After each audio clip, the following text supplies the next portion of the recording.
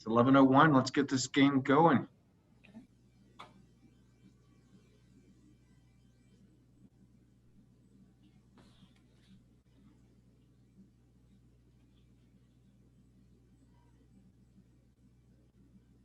Good morning, folks.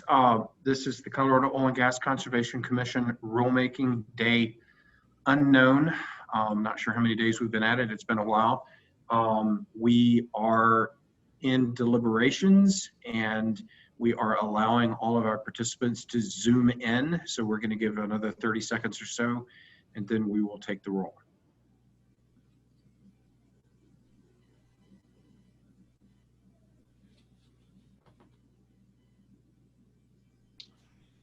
Mr. Chair, I do want to point out that every time you say that, the only thing I think about is the movie The Martian, where he's like talking into the screen and saying soul, whatever.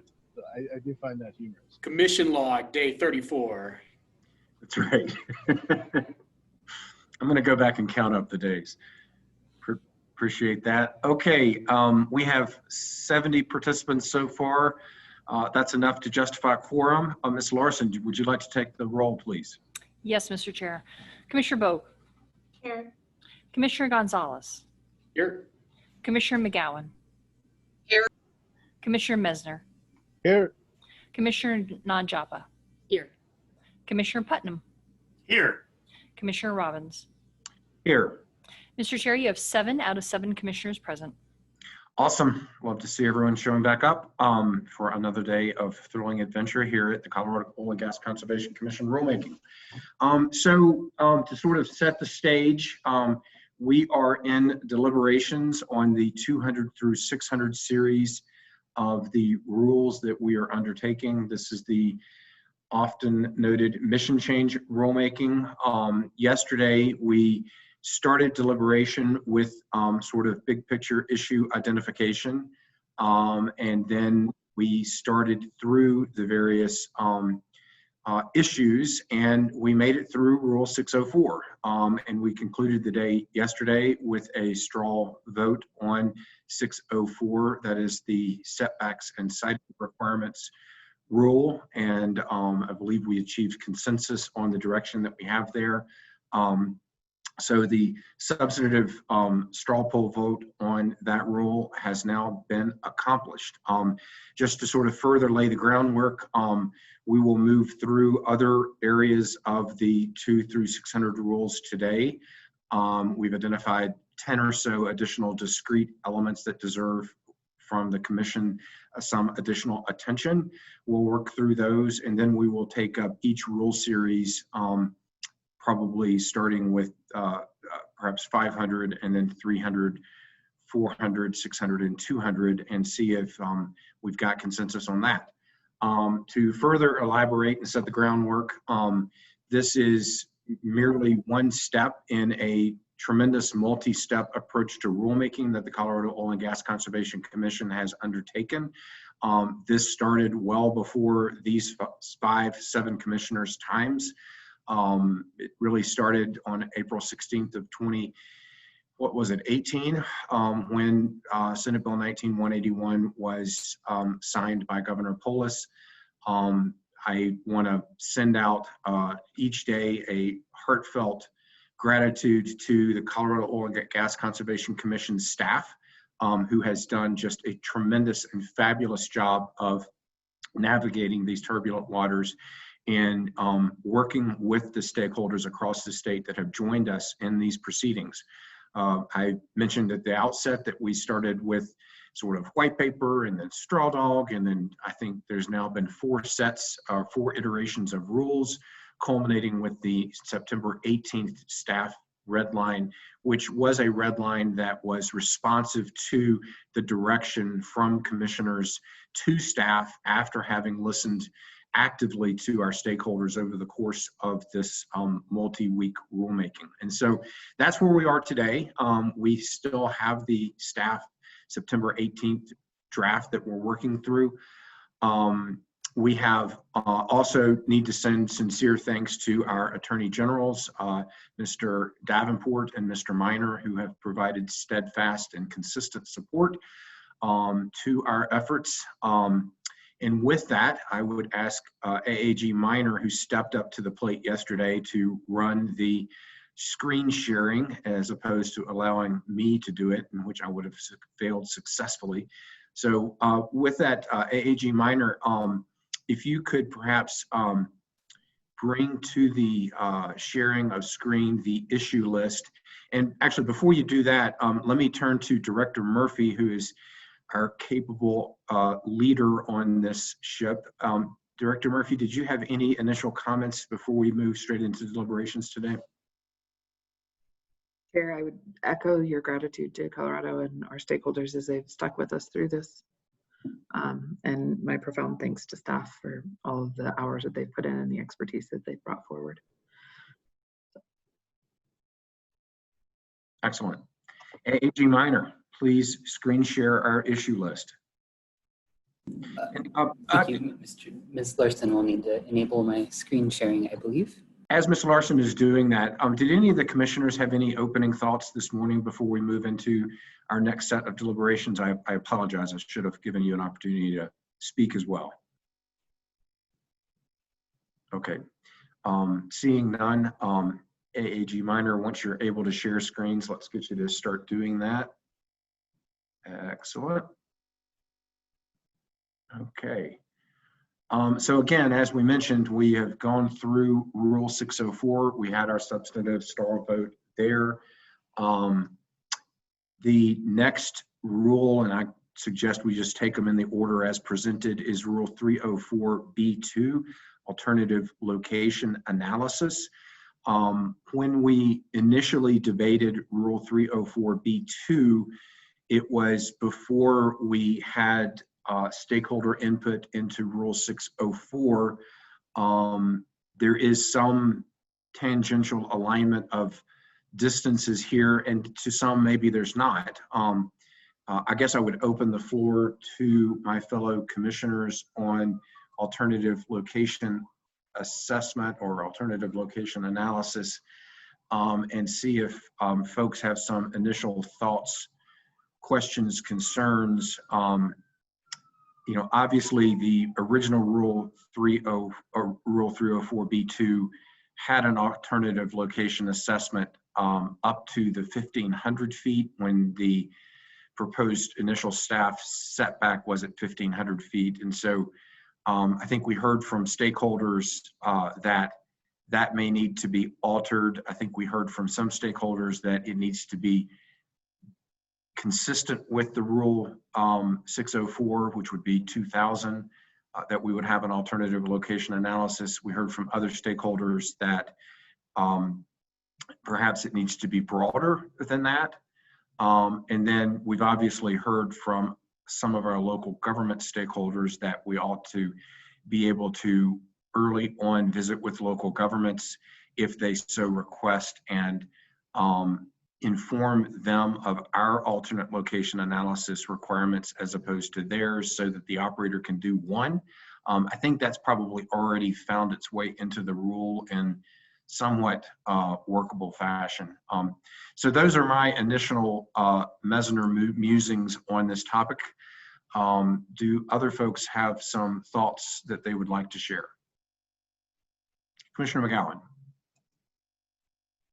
Thank you, Mr. Chair. I think we heard again that from some of the parties that they would like to see some minimum number of alternative locations as part of the rules, and maybe we should just, I know we talked about it briefly last when we were looking through the 300s, but maybe we want to just revisit that. And then whether or not there's some special consideration for disproportionately impacted communities. Very good. Thank you for those comments, Commissioner McGowan. Other commissioners with comments? Commissioner Mesner. Thank you, Mr. Chair. I think there was also some conversation around whether or not it is appropriate to have the provision in there that would allow the director to waive the requirement for an alternative location analysis. And so I think it's probably worth having a a little deliberation around that.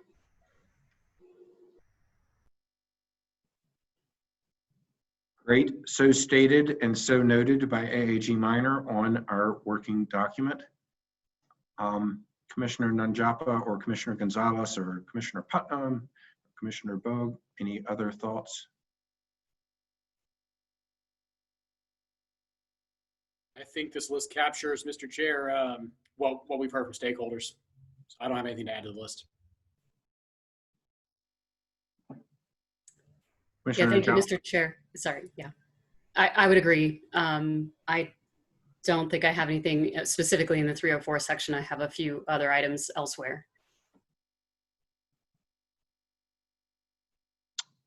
Very good. So we have defined the universe of our 304B2 discussion. Director Murphy or AAG Minor, I don't want to lose sight that you guys have been very involved in drafting and in sort of helping us coalesce 604 and 300 and all of that. I think I would be remiss if I didn't provide you with opportunity to provide any perspective. I know that you have read through the 4-pager closings as well. And if you have any thoughts, now might be a good time for us to hear them. Thank you, Chair, and I'll jump in and then Joel can offer his perspective as well, or AAG Minor can offer his perspective as well. With regard to the 604 distances, I know I've heard a lot of discussion among the commissioners about what that right relationship is, and I think I really defer to you all in terms of setting it. I think the one thing that I would offer is that if 2,000 feet is a lot of area, and this is where I prove that I am okay with math, but not a mathematician, in that when I think about the geometry of a circle, a 2,000 foot radius is very different from a 2,500 foot radius in terms of the area encompassed within that circle. And so I think that striking the right balance is important to be able to look at what's in proximity to it. But at some point, if it gets so big, it's hard to have the kind of really have a meaningful consideration of everything within that diameter. So I think that there's a tension about getting too big for an ALA also. But you all ultimately get to make these decisions when it comes to the commission on an OGDP. So how you want your workload to look is really the important consideration in this space. I would acknowledge, as I said during staff's closing, that the relationship between 2,000 feet now, if we set that ALA to be consistent with the 604 2,000 feet, that is what the commission directed staff to set the disproportionately impacted community analysis to be. And so it is, my recommendation is that we continue to have a criteria specific to disproportionately impacted communities, because I think it elevates it puts the right emphasis on the consideration of citing early on. And also it would identify for an operator as they're working through it that there are substantive requirements within the ALA, within the analysis performed as part of the ALA, that are specific to a disproportionately impacted community. And it's very important to me to ensure that that substantive analysis continue to be part of an alternative location analysis if there is proximity to a building within a disproportionately impacted community. So I'm trying to work through exactly how the language is, how it would work in practice. And I just think it's important to have that as a criteria to connect it to the substantive requirements. In terms of the minimum number of alternative location analyses performed, or the minimum number of locations, I think that I know it's really important to some of our stakeholders. It is less important to staff, and that's why we have not included it, because there are so many kind of case-specific factors that would guide what the right number is or isn't. You could probably envision a situation where you could have 100 alternative locations because there's so much vacant land nearby. You could also envision a situation where there's less than 3 because there are competing developments that have occurred. And so It's, to me, I think having the discretion to look at what the right number is makes more sense to me. And I also recognize that many local governments will be requiring an alternative location analysis, and having the flexibility to look at what a local government has already required makes sense to me in this space. But again, this also will become your workload. So it is your decision. I think I covered the DI community piece. The director waiver, I think it can make sense. I'm not sure it would be used that frequently. I think that even if the director waives it, the commission has the ability to require it if you think that I've just absolutely dropped the ball in waiving it. But if it's cleaner to not have it, I think that's up to you. So on those 4 topics, those are kind of a high level perspective. And we're here, we're happy to take questions and work through the language as proposed. Thank you, Director Murphy, for that. Those thoughts. AG Minor, I don't want to miss out. You don't need to say anything, but did you have anything further to add? I have nothing to add, Mr. Chair, beyond just let me know when you'd like to see this screen that has the list of topics as opposed to the text, and I'm happy to toggle between the two as is useful for you. Great. Why don't we move over to the text? That might be helpful. Commissioner McGowan has raised her hand. Sorry, could I add one more thought, but tell me if this is the appropriate place? So I think that there was also a request for us to consider if the public water system is okay with something being within a buffer distance, and I don't know if this is also applicable here, that we should also be okay with it. And so I know that one of the list in the criteria is if it's within 2,000 feet. I'd have to go back and look at the language, but I'm wondering if that's something that we would want to discuss here also. Is what I'm asking making sense? Sorry. Yeah. Mr. Chair, may I make a suggestion? You Minor. I believe that the waivers that the public water system organizations and the industry groups were discussing were actually in the context of Rule 411. I don't believe that either of those parties sort of raised that concern with the public water system criterion for an alternative location analysis, though it is possible that I missed that. Commissioner McGowan. So if I guess I'm trying to put all these pieces together. If the public water system has already said, yes, it's okay for you to be within whatever buffer, and they've agreed to the location, and I think it's the most protective, I'm not sure what use the alternative location analysis is. I assume that would have been part of their discussion, but maybe I'm mixing apples and oranges. Chair, may I? Yeah, Director Murphy. Commissioner McGowan, I think you're hitting on a really important point in terms of the interrelationship between the ALA and other substantive protections within the rules themselves. And so as we go down the list that we can see right now, and maybe Joel, if you can, I know we're all going to need to put glasses on, but adjust it just a little bit to be able to get the list of criteria visible all kind of at a single time. It's just, I think it's important to connect. Oh wow, maybe it's almost impossible. That for each of the ALA criteria, there are also substantive regulatory requirements, right? So 1 correlates to 604, 2 also correlates to 604, 3 correlates to other kind of protections we have for DOAs, and also how those DOAs are being protected through their own designation process. I think 4 might be one of the more interesting ones in that it's looking at the interrelationship in terms of proximity between 2 local governments, and we've had the issue come up, and our lens and my perspective is to look at transboundary impacts and be able to think through those. 5, we have a specific floodplain rule in 421, I believe it is. 411 would apply to most of 6.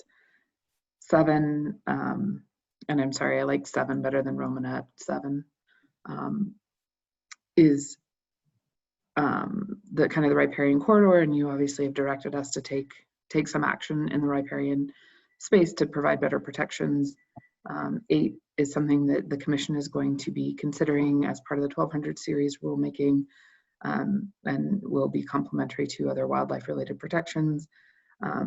9 relates to kind of the interrelationship between how an operator is choosing or is able to access minerals.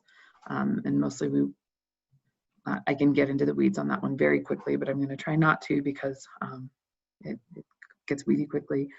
And then 10 is the DI community one. And so I just want to flag that, you know, as you're thinking about what your workload is and where we think ALAs are appropriate, recognizing that the ALA is one tool for planning, but it doesn't provide the substantive protections that are provided throughout many of the other rule sets for these sensitive facilities or receptors, or and trying to understand where you want an alternative location analysis versus letting the substantive provisions apply is an important thing to work through, I think. And obviously staff proposed this, we're good with this list, but sorry, I went on like a little bit of a deep dive on that, Commissioner McGowan. No, I think it's a really good point. And for me, I'm trying to figure out how this all plays together. And when a decision is made in a different rule series, if it might also be able to capture what we're trying to get at in a different series. And there might be disagreement with commissioners, but it seems to me that those two things are interrelated and we might not have to double work or redo other folks' work. So I'm just throwing that on the table. Commissioner Messner. Thank you, Mr. Chair. I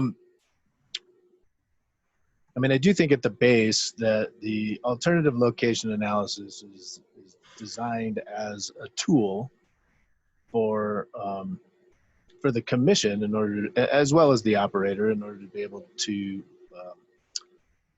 review the relevant information in order to determine the best site that avoids, minimizes, and mitigates adverse impacts of any particular operation. I've also heard throughout the course of these rulemakings that the alternative location analysis is a standard operating procedure for the majority of operators within the state of Colorado and is part of what they typically do as they look for any site. I've also heard from local governments that they're going to have specific alternative location analysis requirements. I've heard from folks indicating and know from experience that the federal government also has alternative location analysis requirements, and we've indicated that we are interested in utilizing those where appropriate as substantially equivalent information. I'm pretty comfortable with that whole gamut of understanding that what we have here is good. I think it may be helpful, in my opinion, to include some language in a guidance document that would encourage operators to provide their alternative location analysis, irregardless of where the site is, even if it's outside of 2,000 feet. There are certain local governments that are going to require that, and the federal government is going to require that, but I don't know if it needs to be a requirement within our regulations, but I would encourage us to have that in guidance as something that we would certainly be open to them submitting should they be interested outside of 2,000 feet.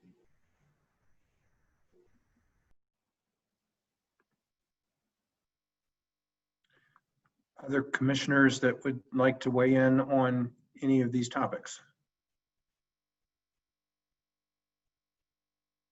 Commissioner McGowan. Sorry, to piggyback onto our favorite term of substantially equivalent.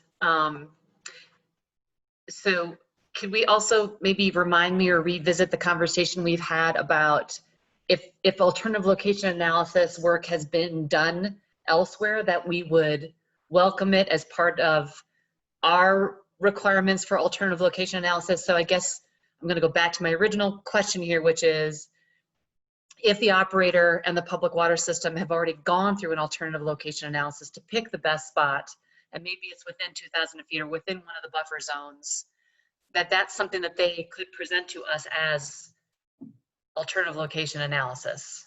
Am I understanding kind of? No? Okay, okay, sorry. AAG Minor.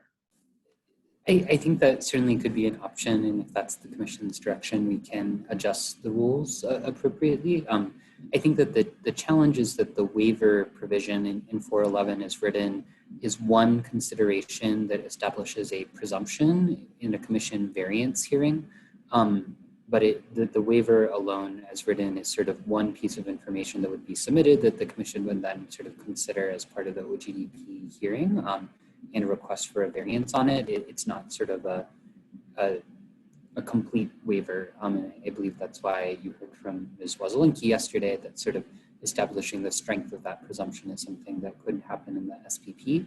And I think the other challenge is that the commission would likely learn about that after the ALA would be required to be submitted, so that the ALA would presumably be submitted as part of the OGDP application in the Form 2A application, which then results in a consultation period in which the operator would consult with the public water system over the course of the allocated timeframe, probably 45 days.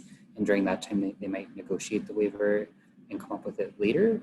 That doesn't mean, though, that an operator couldn't actually reach out proactively to a public water system and negotiate some sort of waiver as appropriate prior to submitting their application. And so I think that if the commission thinks that's a good idea, a waiver provision could be added to sort of accommodate that situation in 304. But I think timing-wise, it doesn't quite work with 411 right now.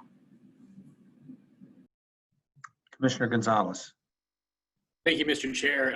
I think Commissioner McGowan's points are very well presented. I think this is distinguished from the school waiver, that will be removed for good reason, whereas the water supply system is going to be the expert in siting around those water supplies and the sensitivity of those water supplies. So if the proposal is that we allow a waiver in for the public water supply systems to be able to waive that ALA, I would support that.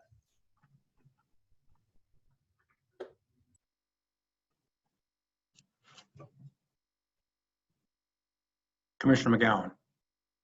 I think just in general, where we can encourage less work instead of more, and using work in one place to build upon what we require in a different place is what I'm trying to get at, so that we're being as efficient as possible. Commissioner Messner. So, and bear with me here, I'm thinking aloud. So if we put a waiver in there for the public water systems, does the alternative location analysis that would be done through the public water systems meet all of the submittal requirements of the alternative location analysis within this particular rule? Because I think that's really important, is that, if I'm an operator and I know that I have to do an alternative location analysis because it's a standard operating procedure for me, I know that I'm going to be permitting both in a local government as well as with the state of Colorado. And chances are that the alternative location analysis submittal requirements are going to be fairly close, although not necessarily identical. But I'm able to go through and say, okay, this submittal requirement should meet, all 2 or 3 elements. This submittal requirement will meet 1 of 2. And I'm going to do one alternative location analysis that meets the local government requirement, the state government requirement, and whatever other requirement I may need in one alternative location analysis. And then I'm going to submit it to all of them, because to me, that actually captures everything rather than having to do separate alternative location analysis. And so I'm not sure the benefit of a waiver for the public water system, although certainly an important consideration, but I don't know as the public water system alternative location analysis would necessarily meet all of the submittal requirements within Rule 304 or any other entity that may require an ALA. Thank you, Commissioner Messner. And I just want to appreciate for the record AAG Minor's continued use of brackets when he's uncertain as to the direction he's receiving. Other thoughts from commissioners? Commissioner Putnam and then Commissioner Najapa. Thank you, Mr. Chair. And I think AAG Minors captured the notion that I was going to suggest in the bracketed language, but I think the waiver is just for this particular trigger. And my suspicion is that in many cases, there'll be multiple triggers, and they can't waive if it's close to a wildlife resource or if it's next to a wetland or next to a disadvantaged community or any of those other sort of criteria. It's really only on that one point. And if that's the only trigger, I'm less concerned, I think, with Commissioner Messner's concerns. If there's another trigger, they still need to go through the process. And if there's a balance, because you've got a balance between being close to a wildlife habitat versus public water supply, then that's, you know, what the ALA should be doing and the tough job ahead of the commission. You just generated a bunch of nodding heads going up and down, Commissioner Putnam, so we appreciate your thoughts on that. We may have just reached non-bracket consensus, but I would turn to Commissioner Nanjapa, who had her hand up next. Thank you, Mr. Chair. No, I think among all the different comments that we've just heard, I'm feeling comfortable. I think especially want to acknowledge comments from Commissioner McGowan and Commissioner Messner about wherever we can or however we need to include in the language here that, you know, efforts that are being made for other types of alternate location analyses, you know, should be provided. And similar to, I think it was related to the cumulative impacts, which we'll be, I'm sure, visiting here shortly, that we may request additional information or may need, you know, additional information in order for the criteria that we have set forth here to be met. But we would, you know, we would accept the other information as supporting supporting materials that they would provide. I think that's generally what I was hearing, but I yeah, just wanted to agree that I think that all makes sense, and especially Commissioner Putnam's point that each criterion is a separate reason for an alternative location analysis. And so just because one is waived or not met or not needed, that it doesn't negate the others. Agreed. Commissioners, is everybody comfortable with Roman numeral 6 then, with the brackets being removed? Okay, maybe we should go back to the top and just start at the beginning, as the Beatles once said. And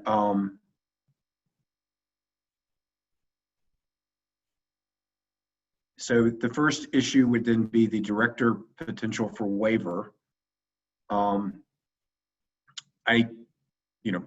My thoughts on that is I'm comfortable with it. I have faith in staff. Whenever we say when the director determines, it's the director and all of our COGC staff that are undertaking analysis. I just kind of would like the record to reflect that. And that's no slight undercut to you, Director Murphy, at all. And I think you understand that. But just for the rest of the world, we have a staff that does permitting, and they would be doing the analysis. And generally, I would be comfortable if they feel like it's unnecessary that they could make that determination. I think the commission at hearing could say, we disagree.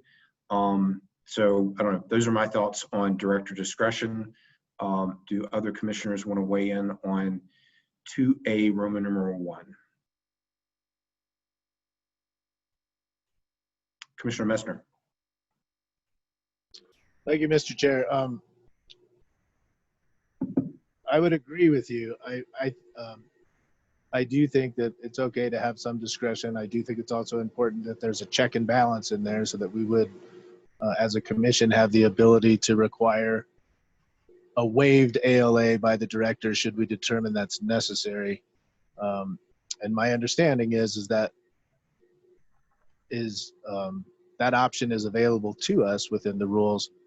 I guess maybe someone could just help me as to where that exactly would be in the rules, though, because I don't quite see it in this section. So perhaps it's somewhere else that would enable us to be able to do that. But I just want to make sure. So I see that highlight, but it says for which the director or commission determines that an alternative location analysis is necessary. And so that language in there would inherently allow us to override number one. AG Minor. That is correct, Commissioner Mesner. That is why it says for which the director or commission. And I'm going to, you'll get to see me testing my memory in real time here. I believe there is also a provision where if we get down to Rule 307, which is the commission sort of review and approval of or denial of a just entire OGDP. Sorry, you have to watch me scroll here. I believe that also provides that if the commission orders a stay, so the commission gets to the point of having a hearing on an OGDP application and realizes that it just really needs more information, it can actually stay the hearing, stay the application, and ask for either an ALA to be conducted if it wasn't initially conducted, or for additional locations to be analyzed if an ALA was conducted, but some locations could potentially have been left out. So those sort of two provisions, the one that we first looked at in this stay provision, work together to ensure the commission does have the ability to subsequently request an ALA. Commissioner Messner. No, okay, I'm good. That I thought that was in there. I just wanted to confirm that, and so I'm comfortable with the language as is.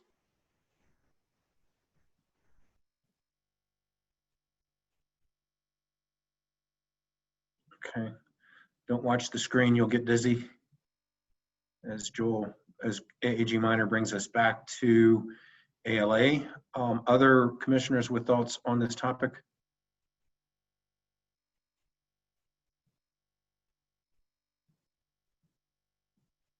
Okay, seeing none, perhaps we've got consent that we will leave this as is.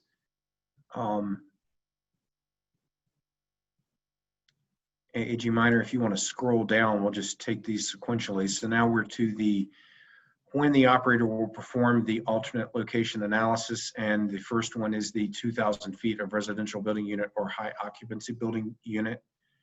I guess first, AG Minor, do we need Roman numeral 2 anymore? Since we are not allowing the working pad surface to be within 2,000 feet of a school facility or childcare facility? I think it could still potentially play a role if an operator actually sought a variance to Rule 604A that creates the setback. That would be the only situation in which I would envision that being used. Okay. Okay, so back to Roman numeral 1, which I skipped, apologize. My thoughts are that where we landed yesterday with 604, that as drafted, even if it is, more work is probably what is necessary. I will also go ahead and throw my 2 cents out on the numbers of alternative locations, and I'm not a big fan of providing a set number for ALAs. I think that it is entirely dependent upon the circumstances, and I have trust in the director and staff to ensure that the operator's alternative location analysis is sufficient with regard to the number of locations that are determined to be looked at on a case-by-case basis. Others with thoughts on either of these topics?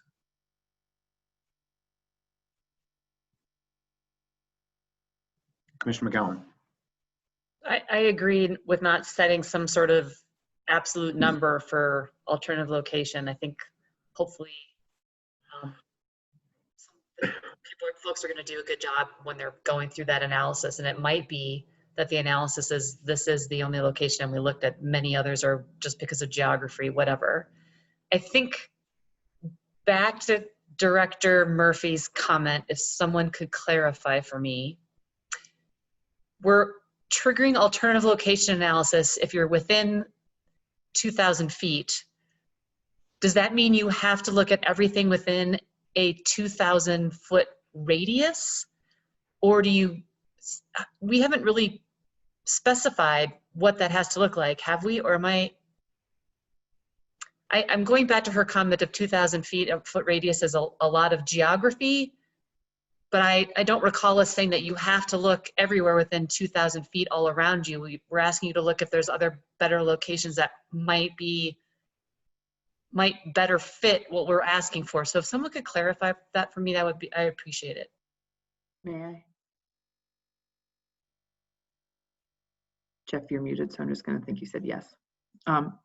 So, okay, thanks. Commissioner McGowan, my point is that when you're evaluating whether the alternative location analysis applies, you do have to use the radius of what's around it to evaluate whether there is a building unit within 2,500, 2,000, 1,500, whatever the number is, right? And so I'm not saying you have to like place everything within it, but if you have one building unit within the radius of the entire pad, you will have to perform the alternative location analysis.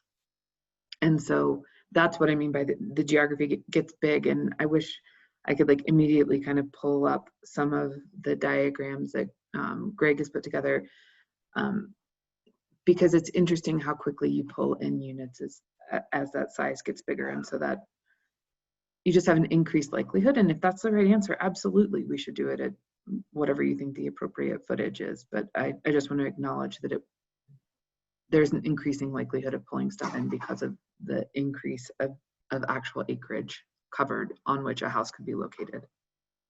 Does that help?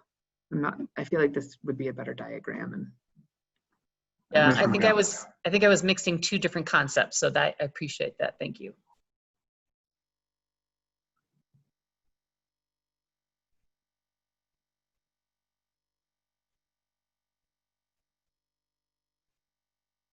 Others with thoughts, comments?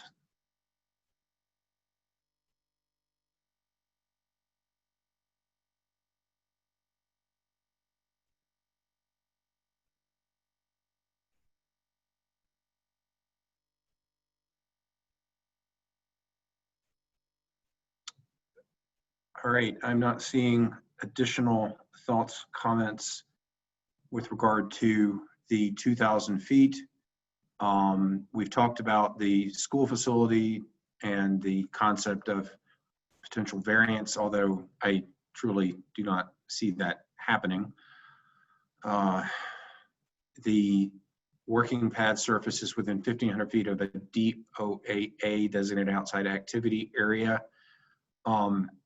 You know, for purposes of throwing out a proposal, if we're doing one within 2,000 feet of a residential building unit or high occupancy building unit, which is where I think we've just landed, I could be in favor of streamlining away from some of these other sorts of things, such as the DOAA. I think it would probably be captured. I think there's only 2 of them in the state at this point in time. Similarly, you know, if you look at floodplain or some of the, Joel, if you could scroll down a little bit. I mean, the things that I'm most concerned about are figuring out the high priority habitat thing, which we're going to do in 1,200, and the disproportionately impacted community, frankly, as well as the 2,000 feet to 1. But I just sort of throw that out there. We can leave all of this in. We could refine. We could not. What's the pleasure of my other commissioners? Commissioner Messner. I mean, I appreciate the intent of your thoughts, but I do think some of these things, you know, are of value. And while I appreciate that they could certainly be incorporated in an analysis from 2,000 feet from a residence, I think some of these, there may or may not be residents in more rural parts of the area within a floodplain or some of these other pieces. And so I don't see the problem with leaving them in there, understanding that some of them may be duplicative. Commissioner Gonzalez. Yeah, I echo both your sentiment, Mr. Chair, and Commissioner Messner's. Yeah, there's probably some redundancy in there, but at the same time, I think the ALA is just such a huge tool that anything we do to encourage it and to set out parameters for when that's going to be needed, it's just going to encourage more of that. It's going to get it more in the practice, and it's going to be a lot clearer that, hey, here's the ALA, and this is a really important tool. We're gonna leverage it. So I support leaving it as written. Commissioner McGowan, Commissioner Najaba, Commissioner Putnam, Commissioner Bogue, thoughts? Mr. Chair, I would agree with the comments just made from you and other commissioners. I think it's a useful way to evaluate these different considerations and ensure that the location that is selected is indeed the most protected. I would just flag for commissioners and for Director Murphy and staff that, let's not forget that this does have the interplay of the local government. And so, and I'm fine with it. And I think that the interplay between the state commission and local government needs to be vigorous and robust and workable for all of our communities that desire that interplay. And so we're just going to need to allow Mr. Geronimo with the opportunity to send folks out into the field for interplay to ensure that operators that are doing ALAs for instance, a community are also taking into account the requirements of the state commission. And we're just going to, need to be ready for that. And I'm not suggesting that's not the appropriate place to land the ship, but I do want to point that out on the record. And I also want to point out to our local government partners that I, for one, am very excited about redefining the relationship between the state and the local regulatory agencies in a manner that is workable for all.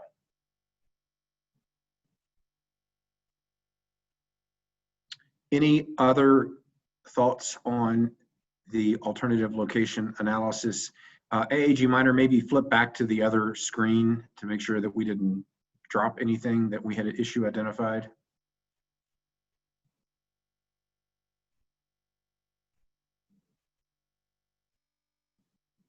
Mr. Chair.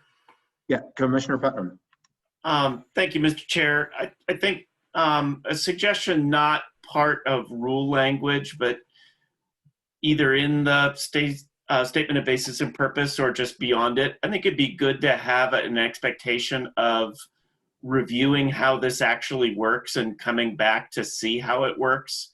I don't know if that's a year or 2 years or what the right piece is, but I think there'll be a lot of learning by doing, which will then, I think, want to be reflected into adaptation of the rules to be more specific or less specific or whatever is appropriate based on what's actually learned. So I think it'd be good to, for many of these that we know are new and complicated, to just set an expectation that will be reviewed at a certain time. And certainly with the professional commission, there'll be more time to be able to think through these issues. And of course, going through the individual permits will give you a lot of information, but having a more comprehensive look at some point would be helpful. Wise musings, Commissioner Putnam. You have a penchant for reminding us of that, and I thoroughly appreciate it. AAG Minor and Director Murphy, I'll let you determine whether to insert said musings into the statement of basis and purpose, or just for us to recollect that that is indeed our ability and our mission.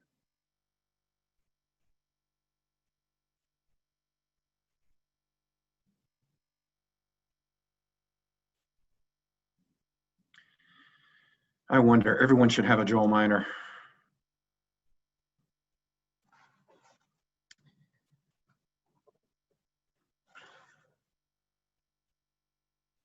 Very good.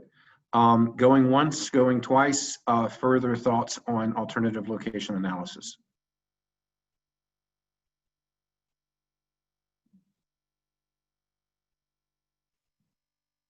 Okay.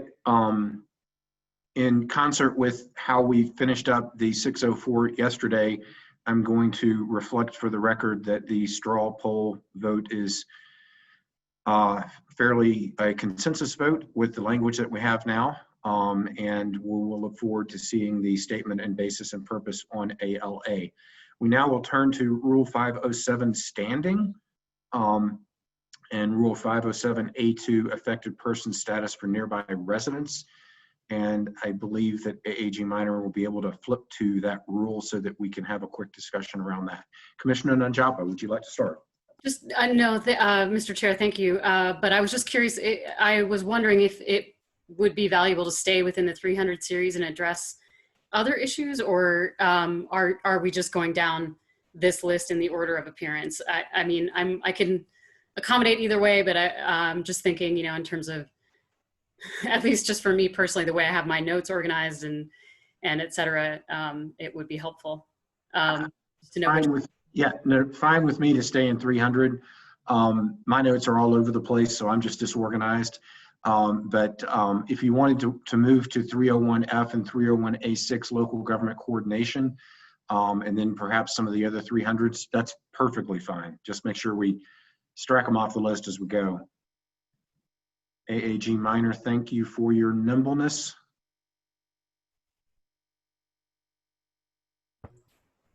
And Mr. Chair, just to add on to that, I defer to the other commissioners if they feel that they'd rather just proceed down the list. I can adapt. Chair. Director Murphy. It'll be a million times easier for Joel to drive if we stay in 300 instead of bouncing back and forth between different documents. So let's do that. If that can guide us, I would be grateful. And while I have the floor, can I flag one thing about 301F? Yep. I think this isn't a great space, of course, but I do think that Kinder Morgan had some good suggestions in 301F as it relates to including kind of coordination with the federal government. And so I would suggest that the commissioners consider that language. And it's basically inserting or the federal agency, I think, into a couple of key places. But I agree. Others are nodding their heads up and down and giving thumbs up. Consider that done. I'm just looking at my notes on 301F and 301A6. My notes say, I am okay with staff draft. What are others' thoughts?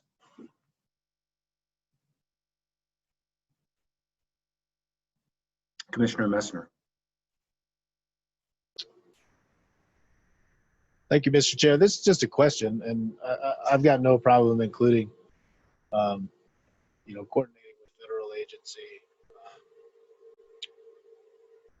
I think communication is important, with all of these processes.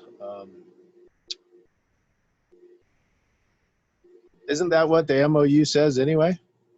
That we're going to coordinate with the federal agencies? Director Murphy? sure, I think it does. And I also acknowledge that that would cover it, and we can stay the course that way too. Acknowledging it here can't hurt either, in my estimation. So. Commissioner Nanjapa. Sorry, thank you, Mr. Chair. Just a question: does that MOU? I can't recall. Does it have any sort of time frame on it? Expiration? No, as was negotiated between us and BLM, as drafted, it is perpetual with a 30-day opt-out by either party.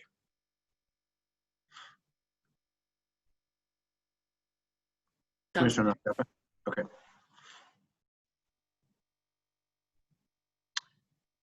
Okay, further discussion around 301F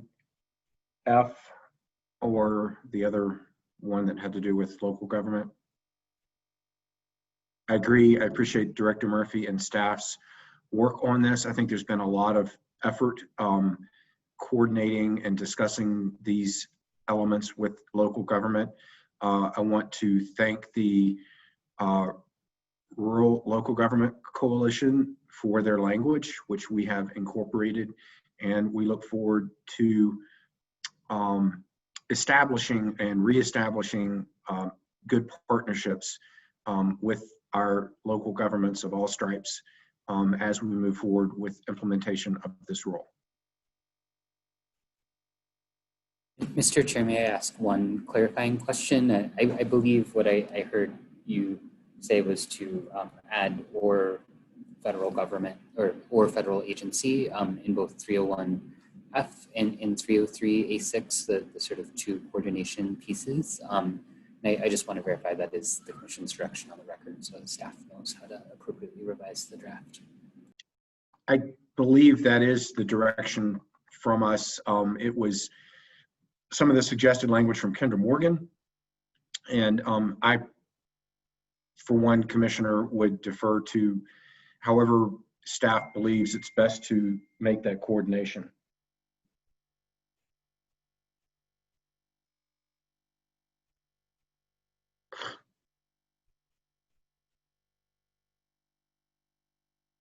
Okay, if we could go back to our list and find the next 300 series element.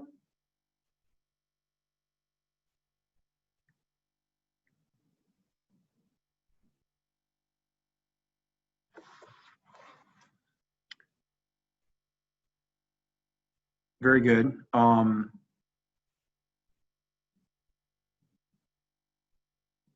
Director Murphy, perhaps I could defer to you to define out the issue around the next element for us. The catch-all. Yeah. I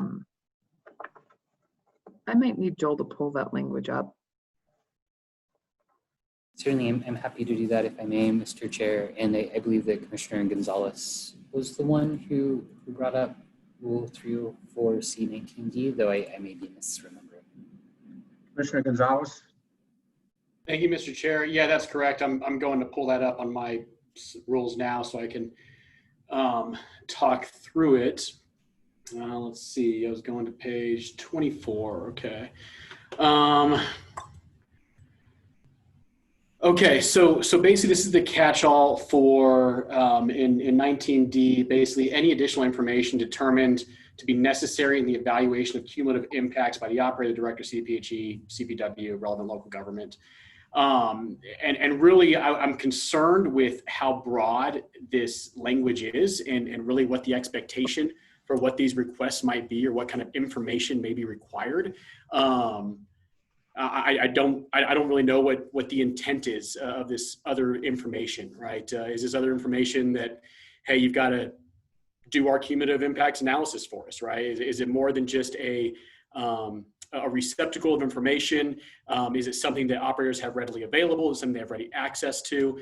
So anyways, I'm just concerned about the broad nature of how D in 30419D is written. So I look to staff for any kind of clarification they can offer there. But right now, I don't know that gives any kind of certainty for what the expectation is to live within that rule. AAG Minor, Director Murphy, does staff want to take a swing at Commissioner Gonzalez's question? Mr. Chair, I think I can start perhaps, and Director Murphy can add more, or we could bring in Mr. Geronlo or Ms. Trask, who I think are very familiar with sort of the details here. I think the purpose of this is to reflect what often happens in the process of staff working together in partnership with operators to process forms and plans, especially the Form 2A, which is that sometimes it will really come through that additional information is necessary, and here that sort of additional information request might also be at the behest of CDPHE and CPW, recognizing that those are entities that do care a lot and track a lot of data related to the types of cumulative impacts that are being tracked in CIDR. I think it was not intended, and Mr. Geronlo can perhaps remind me if I'm wrong, but I don't think it was intended to be a sort of initial application submission requirement so much as reminding operators that staff might see information that the operator reports in its CIDR report, the Form 2B, that really indicates some additional cumulative impacts planning is necessary around perhaps a resource the operator didn't think as much about. I'll just use perhaps some of the sort of soil impacts as an example. If this is actually an area where the soil is sort of, the topsoil resource is particularly scarce, and this is going to be sort of one of the last places to preserve topsoil if we're thinking about interim reclamation is sort of warranted under that cumulative impacts plan. So I think that was the intent, and certainly staff is open to any direction that the commission might have about how we could further clarify that intent, as with all of those. Yeah, thank you, AG Minor, and that's kind of how I understood it. That's not really how I read it. And of course, when I read rules, and I've read all these rules a number of times, every time I read them, I find something new. But I get concerned about just what may be asked or what may hold up permits in the future. One suggestion I might add for consideration is maybe limiting the information to publicly available information or information generated by the operator in the normal course of business. I'd be concerned about another agency or COGCC asking an operator for information that they don't have access to, and they would have to generate through unlimited means, right? There's no bounds to that. So I'd be concerned about the language as written, as broad as it is, and I'd like to put some bounds on it. Again, my suggestion is publicly available information or information that the operator generates in their normal course of business. Commissioner Nanjapa, I thought I may have seen your hand get raised, but maybe not. Nope. Okay. Other commissioners with thoughts around Commissioner Gonzalez's thoughts here? Commissioner Putnam. Thank you, Mr. Chair. And I think it's a good question from Commissioner Gonzalez, and I have a few suggestions and responses, and I'm not sure if all of that information or those limitations will work in this context. So first of all, I share the concern. I don't think we want to just completely unknown trap that will keep people guessing as to what's required. And so one of the things that we've at CDPHE have raised with staff and Director Murphy is the idea of, through forms and guidance, creating some more information about the types of things we'll be interested in consultation.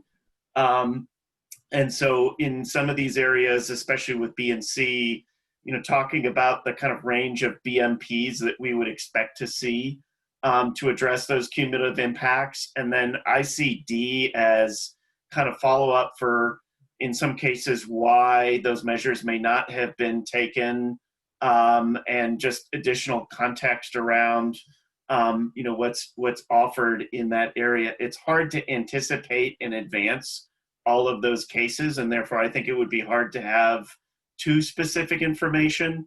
But some of them, could be things like if measures are not listed for electrification, and that's because of communications they had with the utility, that may or may not be publicly available and may or may not have been generated in the ordinary course of business. They may or may not have been. But those are the sort of things that we would probably want to follow up on to have a better idea. What's the universe of best management practices, and, are they sufficient to get there? In some cases, I think that could create some additional information requirements, but I do think it would be helpful, to make sure that all of the agencies on there are generating some guidance and form structure and other sort of things to make sure that this will be as transparent as possible, as predictable as possible, and really save the catch-alls for those unusual cases where you need a catch-all.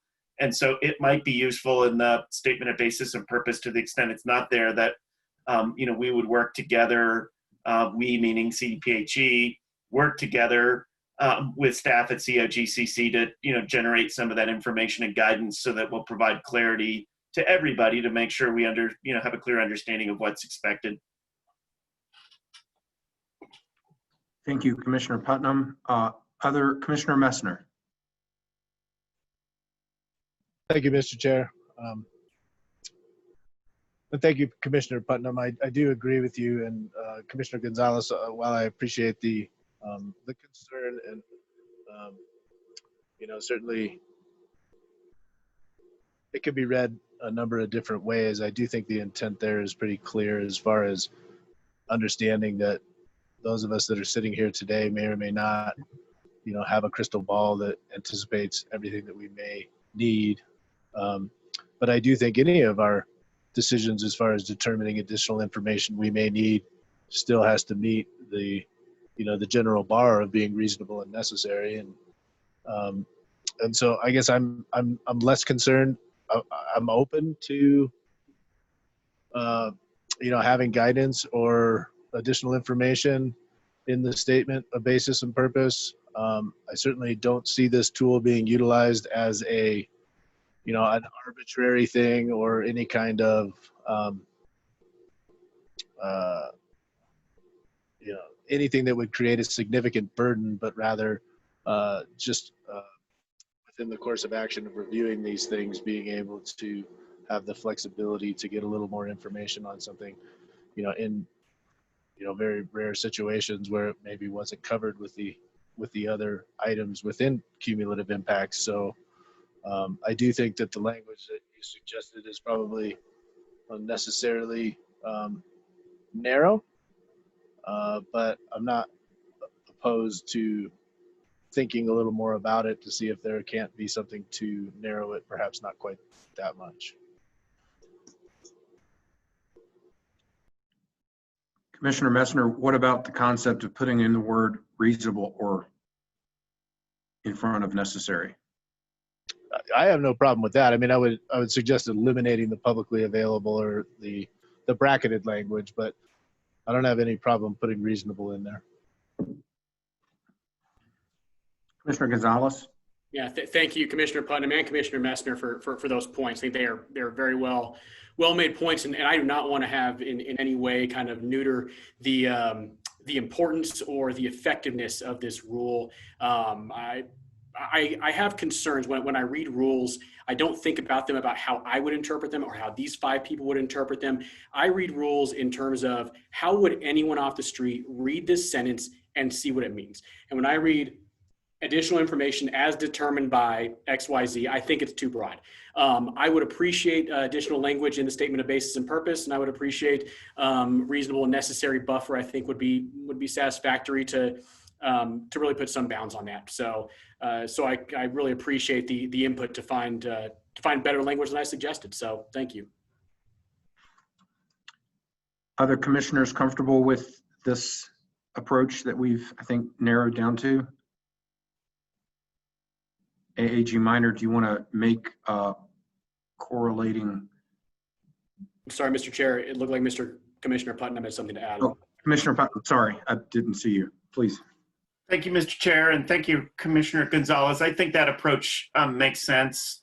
And 2 other things. One, if it helps, we could require that additional information be requested in writing from those various agencies, just to create another piece to reinforce the reasonableness and necessity of the particular information. And at the risk of sounding like a broken record, this is another thing that I think we can evolve over time as we learn by doing, and make it more predictable and more precise. If there are categories of information, let's just put them in the rule once we see repeating patterns. Thank you for those comments, which again are appreciated, Commissioner Putnam.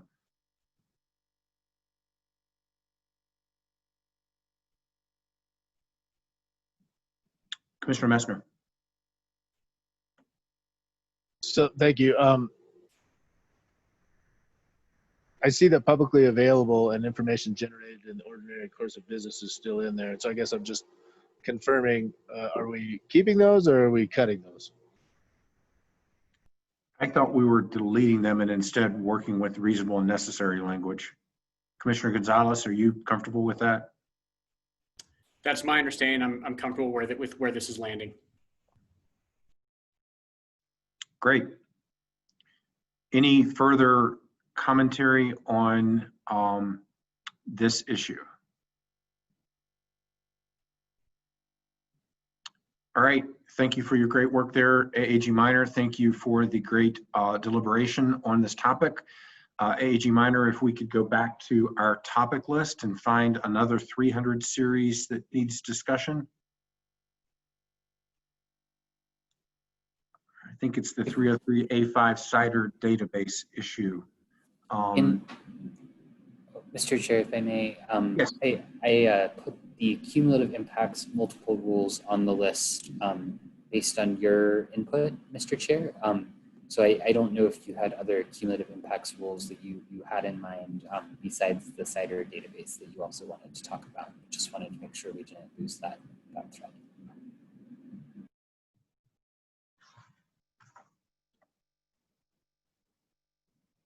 I don't. Does anybody else?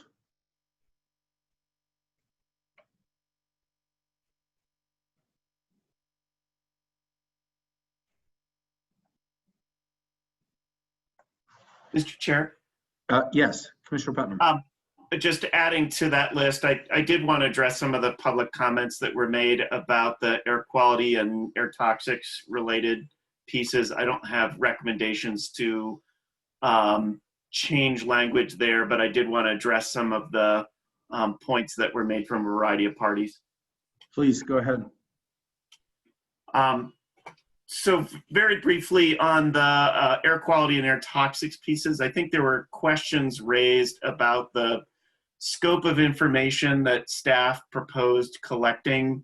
I'll start first the question about whether to collect information from mobile sources, the movable engines and vehicles and other sort of equipment that's out there, and whether A, that information is useful, and B, whether that's legal to act upon. And on that point, one, that information is absolutely essential because much of the emissions associated with these facilities come from mobile sources. And therefore, even if, as I think the associated local governments pointed out, even if all we're doing is getting better information, we're better off having that information than not. But beyond that, I disagree vigorously with the argument that was raised, I think, by PDC in their closing statements about the legal authority of this commission or CDPHE to address those emissions. It's well established under the Clean Air Act, and in the case that PDC actually cited, the National Association of Home Builders case, that you can address emissions from mobile sources indirectly in the context of a site, for example, in land use or permitting or other decisions like this commission considers here. How that will work will obviously address in the future, but do believe it's essential if we're going to address cumulative impacts, understand cumulative impacts, that we need to understand the emissions from all of the drills and frac engines and gen sets and trucks and other sort of equipment that's out on the site. Secondly, I think there were questions raised about why the information to be gathered was focused on the first year of production and not for the entire life cycle of a facility. And we had struggled with that same question as well. It's important to know that both our inventories that we collect for understanding cumulative impacts for ozone or for greenhouse gases and the standards are based on a kind of annual basis and not over a multi-year basis. So having the kind of highest year of emissions, which is generally the first year when you've got high pressures, high production, and often, kind of breaking in a new site, I think is the way to gather that information. It kind of gathers a worst case or the bathtub ring of the emissions, if you want to think of it that way. We will then pick up at CDPHE the actual emissions year by year as part of the annual reports that operators have to file based on the Regulation 7 changes that were adopted by AQCC in December and then amended on Wednesday evening. So I think we're going to capture life cycle effects in that way. That being said, I do think this is a place where the commission and its kind of professional status might work with us over time to better understand some of those life cycle effects better understand some of the multi-year issues, because I do take the point raised by WRA and others that it isn't just a year, it's a multiple year. But we think the most useful information just to get started is that first year when emissions are expected to be highest, and then we capture it otherwise through CDPHE inventories. Thank you, Commissioner Putnam, for that explanation and analysis. And as I'm looking at 303A5 under the public health prong, Roman numeral 2, which is on page 300-8 of my red line version of the September 18th, it seems to me like we don't have any changes that need to be made, that you are just providing the justification for this draft as drafted. And I tend to agree with you on the legal analysis and appreciated the commentary from Attorney Elizabeth Parnos on that point as well, that legally, yes, we can do that. And so I'm comfortable there. Commissioner Putnam, do you have follow-up? I do actually have one very hard-hitting and critical change to make under Romanet 2, and that was 2.6, and Joel's going right to it. It's triethylpentane. So I think he's captured that point, no substantive change. I think while we're lingering over this, there was also a question raised by PDC, and I think flagged as one of the issues that commissioners wanted to discuss about the qualitative evaluation that's under BB. Actually, no, it's the qualitative analysis is below. I think the intent of staff there, which makes sense for us, is that without having to go through a complicated modeling exercise based on emissions, based on studies, based on other sort of information, to provide what truly is a qualitative assessment of potential incremental effects to public health. I think that can be done without modeling on the front end. If there are substantial questions related to it, that may lead to the necessity of modeling, and indeed the operators may want to do that modeling themselves to demonstrate that that's not an effect. But I don't know that it's necessarily required for all sites, especially those that may be far enough away from any people to have some of those effects. And so I think it's important to leave that language in there. I think it's a reasonable balance that staff is proposing. And again, this is something that can evolve as our common understanding of these issues evolve, and given the additional work and investment that we at the state, I think some of the laboratories and schools of higher learning as well as industry are making to better refine our understanding of the health effects, emissions, and dispersion of these pollutants. Thank you for those comments, Commissioner Putnam. Are there other commissioners with comments on this issue? Commissioner Gonzalez. Thank you, Mr. Chair. I don't have a comment. I got a couple questions, and this is for staff, just to try and clarify it up, make sure that we're on the right spot. But I'm not an air expert. I loosely have worked with our air professionals in industry in the past, but this is not something where my expertise is very strong. And so I'm curious, through staff's conversations with stakeholders, what are operators saying about their ability to abide with this, right? Absent any legal questions that we've heard in the closing statements. And I'm curious, what is this doable for all operators here in Colorado?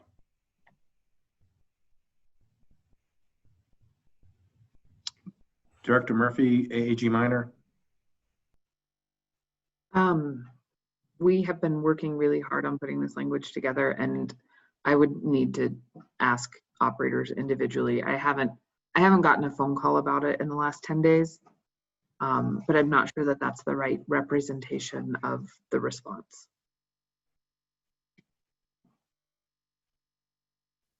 Commissioner Putnam. Thank you, Mr. Chair, and thank you for the great question, Commissioner Gonzalez. I believe that the kind of split that's recommended by staff is very doable and achievable and is being done by other sources. So, you know, the sources will have to come up with this information to apply for the air permits anyways. The estimation of oxides of nitrogen, carbon monoxide, all of the kind of air resources are pretty standard practice. And then with regard to the specific air toxics, a lot of those are estimated, are required in our air permitting or required in NEPA analyses or in state analyses in other states. And so I think there's a lot of science available from that. Most of these are, not all, but most of them are species of volatile organic compounds. And so you apply emissions factors and other sort of tools to come up with this information. I think this is another place where I would expect that we would want to work together with staff of the commission to come up with guidance to make sure that we're getting comparable information. I think Adams County had raised this point yesterday to make sure that everybody's doing this in a comparable way and that we're providing the tools so that it makes straightforward what people are doing, and an operator won't have the question, how on earth am I supposed to do this? They'll have an approach that they can take to provide useful information that's comparable to other operators. Commissioner Gonzalez.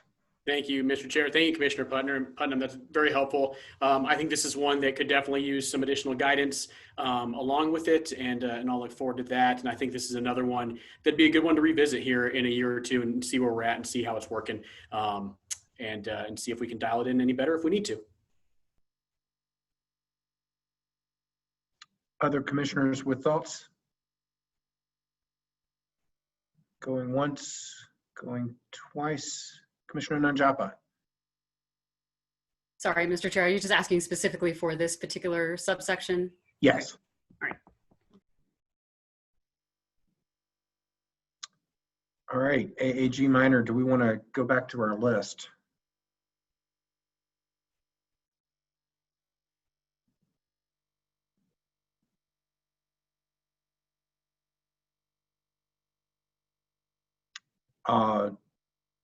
Whose topic was this? Commissioner Nanjapa.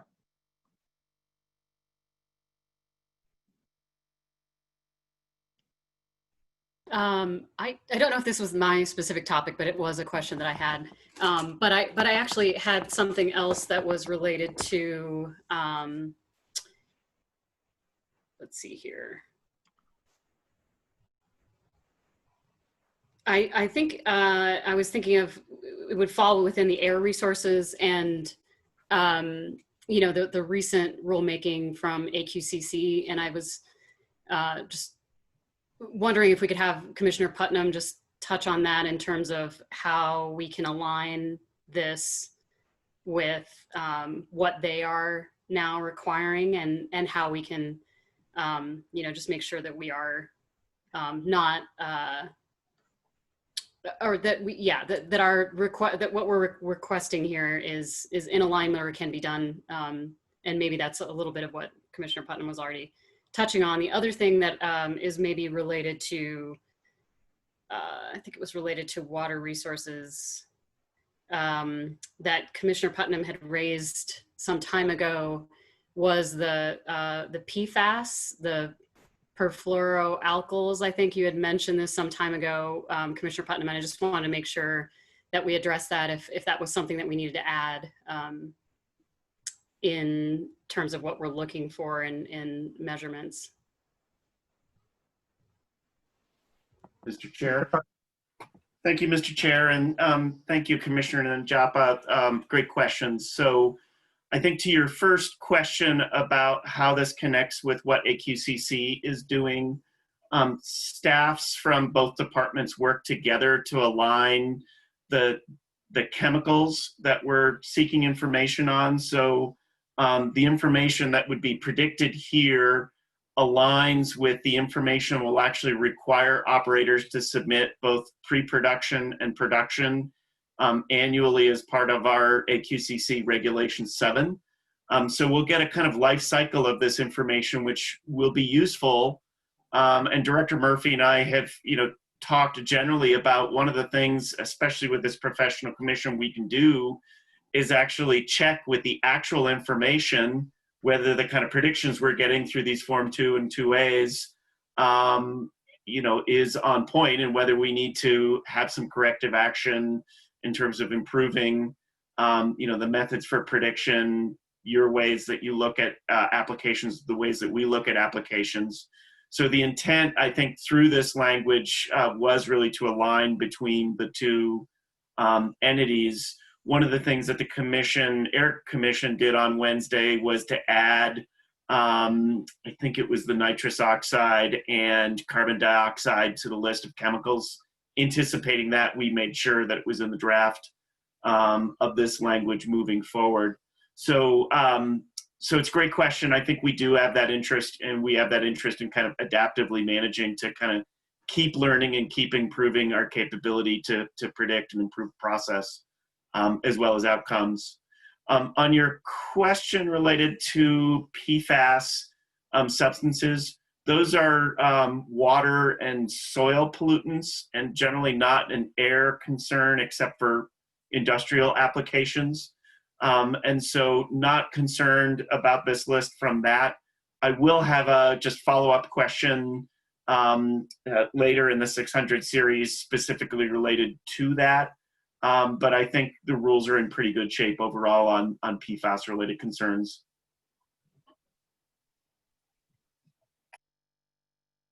Commissioner Nanjapa, follow-up. Commissioner Messner, were you stretching or did you raise your hand? Commissioner Messner. Thank you, Mr. Chair. I mean, I certainly, if Commissioner Nanjapa has follow-up, I've got another topic on this one altogether with Insider, but underneath this. Yeah. Thank you, Mr. Chair. Thank you, Commissioner Messner. No, I just wanted those clarifications because I had a flag in my prior notes, and so I wanted to ask Commissioner Putnam about those items, and yeah, recognizing that the PFAS was more for, I had it just down for water, but good to know also soils, and that you feel that we've got that covered. So I'm good to move on. Thank you. With that, Commissioner Messner, move on. Thank you, Mr. Chair. So this is specifically around the CIDR requirements, particularly around wildlife ecosystems being combined. And I do understand that the amendments to the draft rules came from consultation with CPW as far as what they were interested in receiving. It did seem a little strange to me, the amount of information that was dropped from this particular submittal requirement. And I wonder if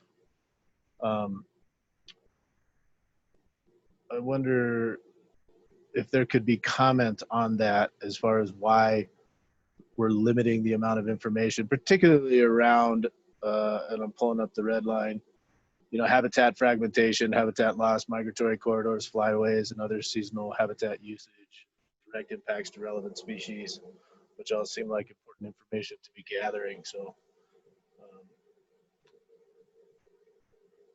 I wonder if Commissioner Bogue would have any comment on that.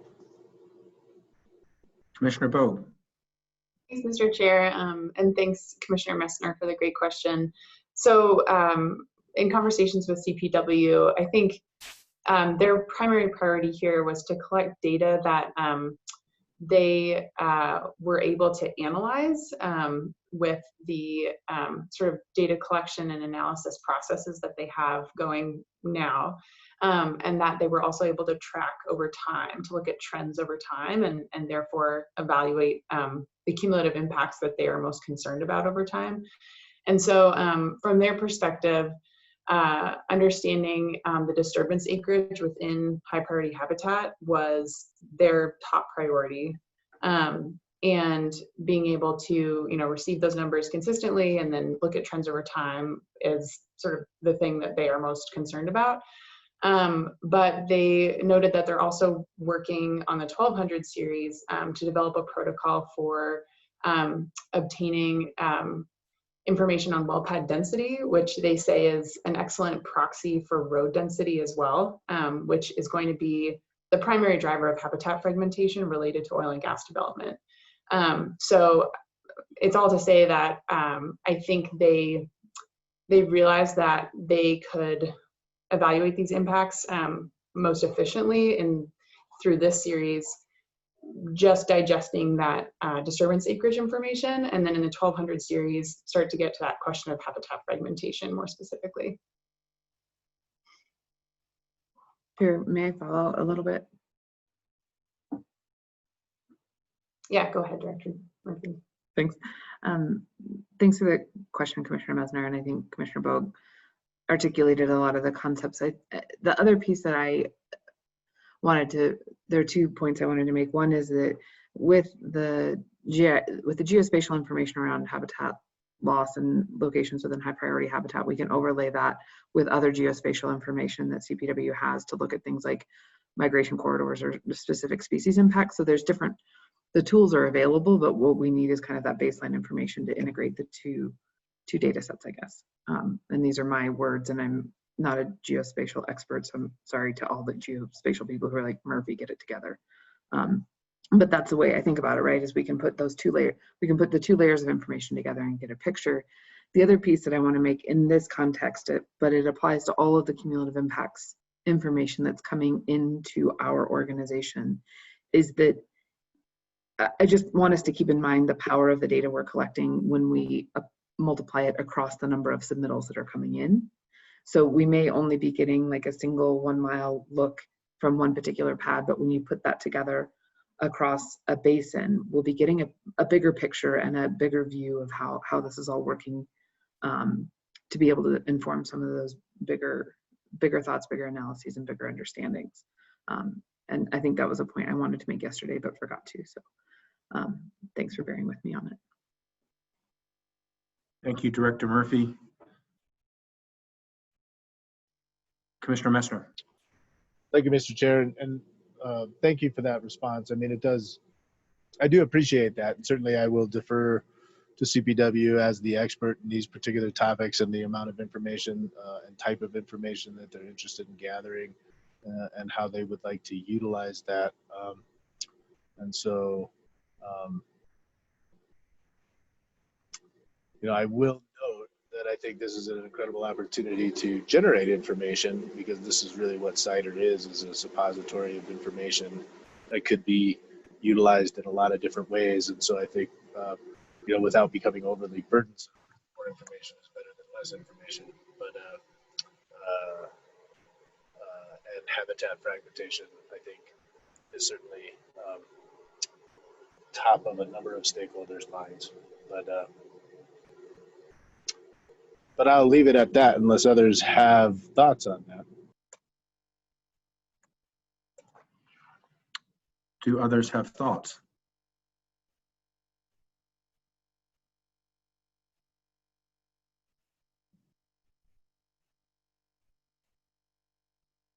Commissioner Nanjapa, did you have thoughts, or did you just adjust your screen? I'm both. I just wanted to say that I appreciate those clarifications because I had some of the similar questions. I did want to further explore habitat fragmentation and those related issues. Hello from my kitchen as I'm fixing my kid lunch. But I just wanted to make sure that we address that. I was thinking there would probably be a tie-in with the 1200 series, but I also just want to make sure that we don't kind of, I understand that there's the surrogate with the roads and the well pads for habitat fragmentation, but I think there's a little bit more there with certain species. I also wanted to possibly explore the species of greatest conservation need issues that have come up in some of the comments that, again, maybe more tied to the 1200 series and maybe better to discuss there and then revisit this after. So I wanted to look to Director Murphy in terms of, what's the best way to attack this? Should we wait until we get through those discussions and then revisit, or what do you recommend? Director Murphy.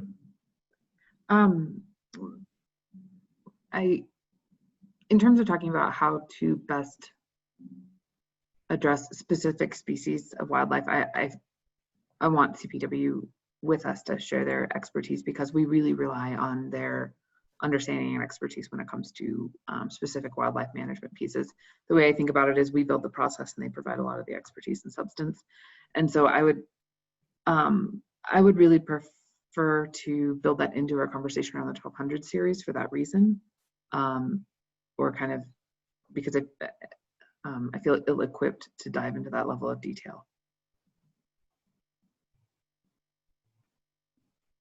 Thank you, Director Murphy. I know that, do others want to weigh in here? Are we good at this point? Commissioner Bowe. Thanks, Mr. Chair.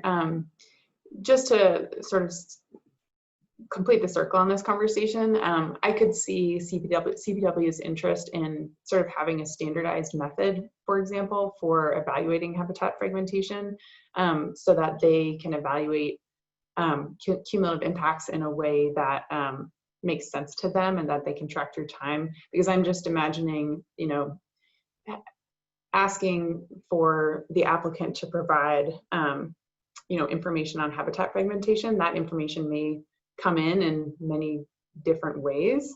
I could envision there's lots of ways to calculate habitat fragmentation and to characterize it. So I'll just throw that in as another, I think, reason why CPW is interested in having a more standardized method to look at this issue. Thank you, Commissioner Bowe. Others with thoughts on this issue?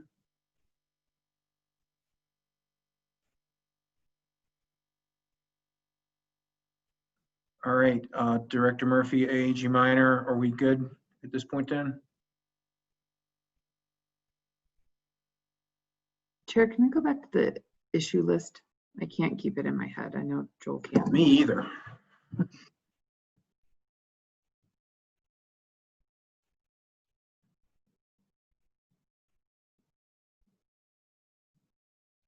And Chair, the reason I ask that is that there is one additional conforming change in Rule 303, but it's not to the CIDR language, it's 303A6 around the engaging the federal agency. And again, it's from the Kinder Morgan language yesterday.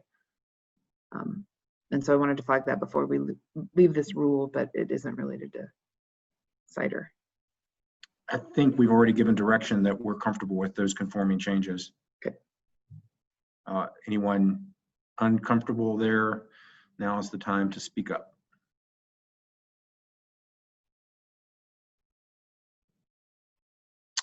Okay. Let me pause consideration for just a moment. It's 12:40. Been at it for an hour and 40 minutes.